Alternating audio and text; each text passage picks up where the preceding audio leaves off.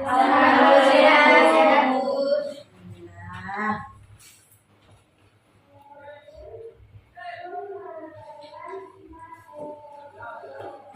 Baik.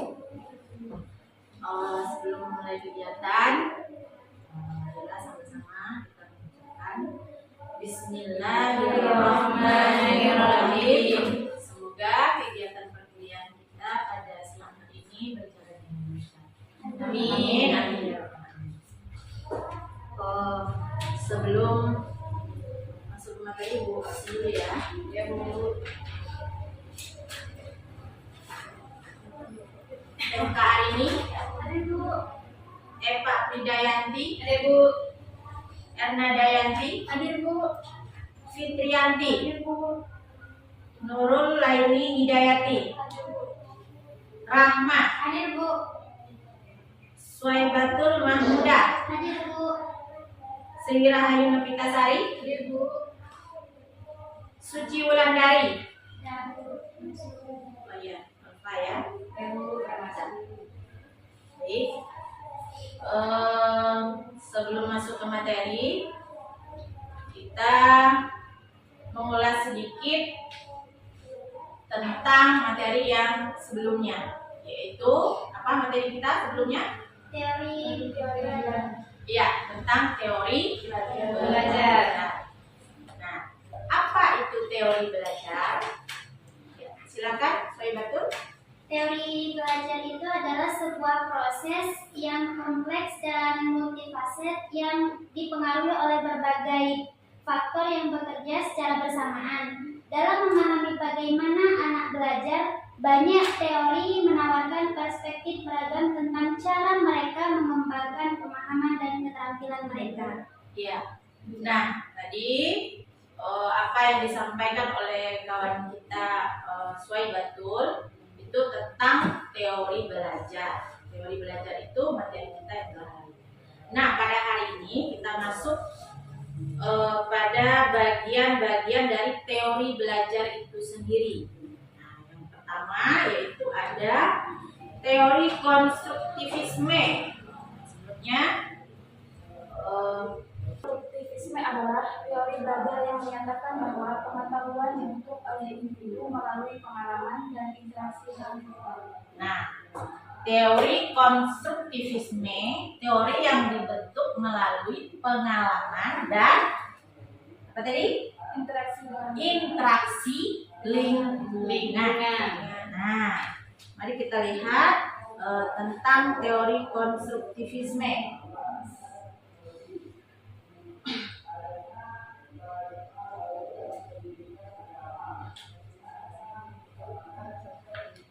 Nah, teori belajar konstruktivisme pengertiannya yaitu teori pendekatan pembelajaran yang menekankan bahwa siswa secara aktif membangun pemahaman dan pengetahuan mereka sendiri, bukan hanya menerima informasi secara pasif dari guru atau sumber belajar lainnya.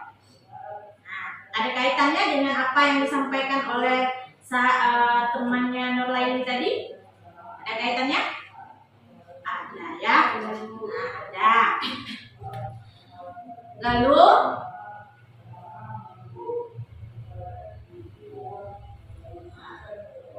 prinsip dasar dalam konstruktivisme ini itu menekankan pembentukan pengetahuan melalui pengalaman dan interaksi sosial. Salah satu komponen utama dari pembelajaran konstruktivisme yaitu lingkungan kelas yang aman dan mendukung. Artinya bahwa lingkungan kelas yang tempat ruang belajar anak didik itu harus nyaman, ya. Nyaman dalam artian yang pertama rapi, bersih.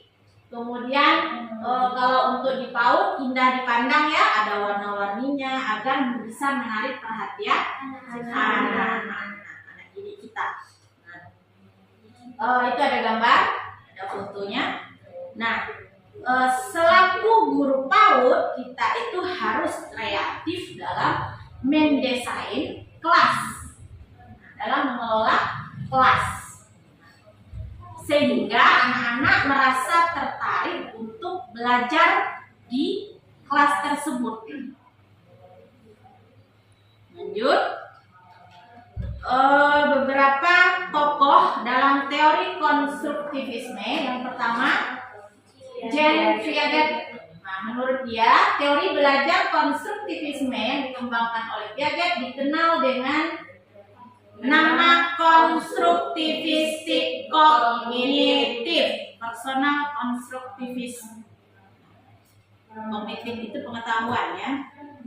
Lanjut, yang kedua, teori Vygotsky. Teori belajar Vygotsky yaitu menekankan pada sosiokultural dan pembelajaran dipengaruhi oleh lingkungan sosial di sekitarnya. Betul apa yang dikatakan oleh temannya tadi, bahwa pembelajaran itu dipengaruhi oleh lingkungan sosial di sekitarnya. Lanjut, Vygotsky berpendapat bahwa perkembangan kognitif anak terjadi melalui interaksi dengan orang lain yang lebih ahli, seperti orang dewasa atau teman sebaya yang lebih mampu dalam suatu konteks sosial. Nah, itu tadi gurunya. Ada guru, ada orang tua, ada teman sebaya yang lebih mampu dalam suatu konteks sosial. Itu ada foto anak didik TKRA sedang di luar kelas ya, mengadakan kegiatan keagamaan, praktek sholat hajat di pagi hari ya. Lanjut, nah ini ada sedikit video berapa menit, mari kita tonton videonya.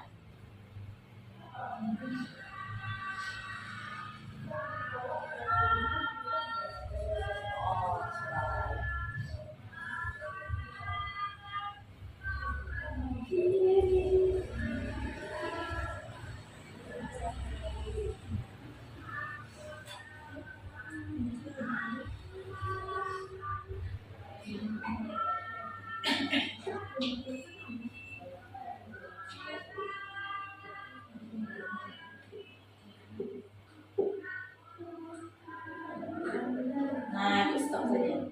Videonya masih durasinya agak panjang. Dah. Nah, dari video yang kita tonton tadi hanya beberapa detik saja, dapat kita lihat bahwa anak didik seusia TK PAUD, TK atau RA, umur 5 sampai 6 tahun atau 4 sampai 5 itu kelompok A, dan ini kelompok B, 5 sampai 6 tahun, mereka belajar itu mengikuti gaya orang dewasa. Maksudnya gaya orang dewasa, gerakan-gerakan yang dilakukan oleh gurunya itulah yang mereka tiru, ya, untuk menstimulasi kognitif anak, bisa perkembangan motorik halusnya, bisa kasarnya, ya, kasarnya bergerak itu kan motorik kasar ya. Kemudian bahasanya bernyanyi tadi. Nah, kemudian apalagi seni, ya, seni bernyanyi tadi. Apalagi kognitifnya yang dikembangkan pada saat itu. Bernyanyi itu seni, kemudian bergerak itu ya motorik kasar. Kemudian mendengarkan motorik halus, apalagi. Nah, jadi dengan kegiatan-kegiatan yang seperti itu, anak didik bisa meniru gurunya atau orang yang lebih dewasa darinya, sehingga ada flashback timbal baliknya antara murid dan guru. Nah, maka disebut dengan teori konstruktivisme. Nah, selanjutnya setelah menonton video ini, ya, ada sedikit diskusi kita ya. Setelah membaca materi dan menonton video tadi, diskusikan kekurangan dan kelebihan teori konstruktivisme ini. Nah, untuk mengenai kekurangan dan kelebihan ini kita bagi dua kelompok ya. Kelompok yang pertama yaitu diketuai oleh Nur Laili. Kemudian kelompok yang kedua Suwaibatul Mahmudah. Nah, kelompok Nur Laili mencari dari berbagai sumber, silakan, baik itu dari YouTube, Google, sumber-sumber terpercaya ya, mengenai kekurangan teori konstruktivisme kelompok Nur Laili. Nanti nama-namanya disebutkan. Kemudian kelompok yang kedua, kelompok Suwaibatul Mahmudah, mencari kelebihan teori konstruktivisme. Nah, nama-namanya yang pertama F.K. Arini, Eva Apridayanti, Erna Dayanti, Fitriani, Nurul Laili, dan Rahma itu masuk ke kelompok Nur Laili ya. Selanjutnya kelompok Suwaibatul ada Sri Rahayu, ada Suci, ada Sermila, ada Saryani. Nah, kita bagi dua kelompok ya. Kita bagi dua kelompok untuk mencari kekurangan dan kelebihan dari teori konstruktivisme. Silakan semuanya buat dua kelompok melingkar ya. Kelompok satu tadi kelompoknya Suwaibatul, kelompok dua kelompoknya Nur Laili. Silakan buat lingkar. Sudah dapat tentang kekurangan dan kelebihan teori ini? Sudah. Baik, dimulai dari kelompok satu yaitu kelompok Nur Laili. Silakan, siapa yang mau menyampaikan? Ya, assalamualaikum warahmatullahi wabarakatuh. Waalaikumsalam warahmatullahi wabarakatuh. Baik, di sini saya akan menjelaskan tentang kekurangan teori konstruktivisme yang mana dari kelompok satu. Adapun kekurangan dari teori konstruktivisme yaitu ada beberapa. Yang pertama itu adalah memerlukan waktu yang lebih lama. Yang kedua itu tentang tantangan dalam penilaian. Yang ketiga memerlukan keterampilan guru yang mendalam. Itu kekurangan dari teori konstruktivisme tadi. Ya. Baik, silakan dulu. Nah, dari apa yang disampaikan oleh kelompok satu tadi, ada tanggapan nggak kira-kira dari kelompok dua mengenai apa yang disampaikan oleh kelompok satu tadi tentang kekurangannya? Ternyata teori ini ada kekurangannya. Kira-kira ada masukan atau saran tambahan untuk kelompok satu? Dia berapa poin tadi, Rama? Ada tiga. Yang pertama memerlukan waktu yang lebih lama. Memerlukan waktu yang lebih lama. Yang kedua tantangan dalam penilaian. Tantangan dalam penilaian. Yang ketiga memerlukan keterampilan guru yang mendalam. Ya, memerlukan keterampilan guru. Nah, nih memerlukan keterampilan guru yang mendalam. Kira-kira guru PAUD ini semuanya S1 enggak? Enggak ya. Guru PAUD ada juga yang tamatan SMA. Nah, terkadang ada guru yang belum melaksanakan diklat dasar. Kita kan ada diklatnya ya, ada guru PAUD. Nah, jadi apakah mereka sudah mahir dalam mengajar PAUD? Anak-anak itu kita dihadapkan pada beberapa karakter yang berbeda-beda. Anak-anak ini ada yang wataknya keras, ada yang dia minta perhatian, minta ampun, minta perhatiannya. Kemudian yang juga macam-macam ya, macam-macam. Ada yang minta peluk terus dengan gurunya, ada yang nangis, nah macam-macam. Jadi kalau gurunya nggak mahir, kira-kira apa yang terjadi kalau gurunya nggak mahir? Kegiatan belajar mengajarnya tidak teratur. Iya, kegiatan belajar mengajarnya kurang kondusif. Ya, betul, tidak teratur. kurang kondusif. Jadi ada yang sebelah sini nangis, ada yang sebelah sini ya ada gendang-gendang gitu ya, macam-macam. Namanya juga anak PAUD.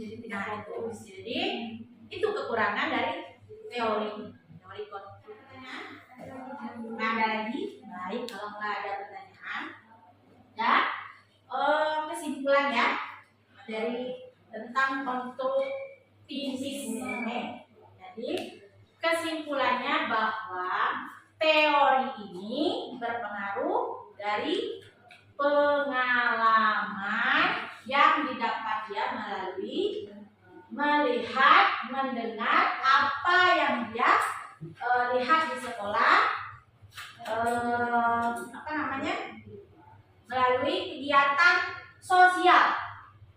melalui kegiatan sosial, gurunya di sekolah. Sosial itu seperti apa? Rame, kegiatan rame, nggak sendiri dia berkelompok rame-rame.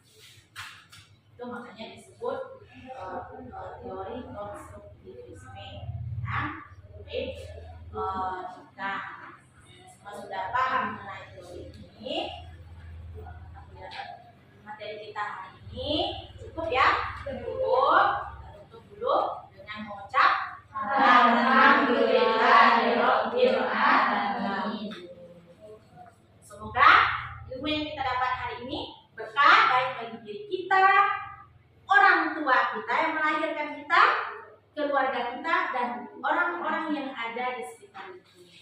Amin, amin, amin ya rabbal alamin. Dan cukup sekian dan terima kasih. Ibu akhiri, wassalamualaikum warahmatullahi wabarakatuh. Waalaikumsalam warahmatullahi wabarakatuh. Sampai jumpa pada pertemuan berikutnya dengan teori yang lain ya. Terima kasih, Bu.